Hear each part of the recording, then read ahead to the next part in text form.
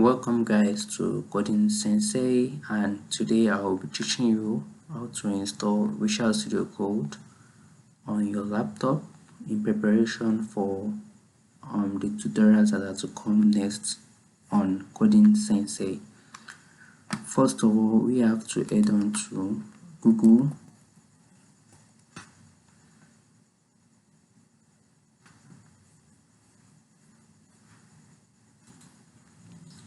Then we have to search for Visual Studio Code.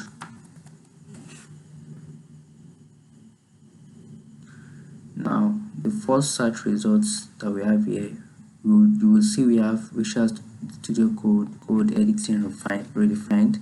So we are going to click on the link.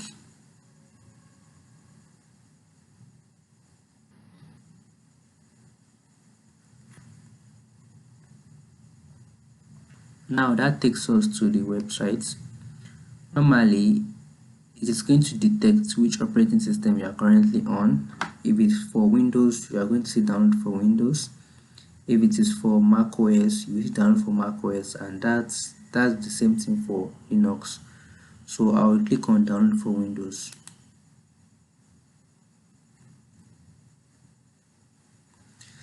You will see a message, thanks for downloading VS Code. Then your download is going to start immediately. So now that the download is completed, we are going to click on the setup file. So okay,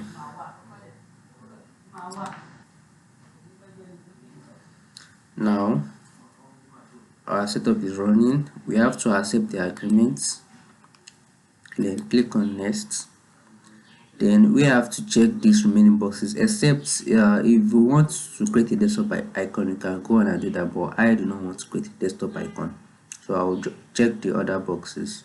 Then I'll click on next, then install.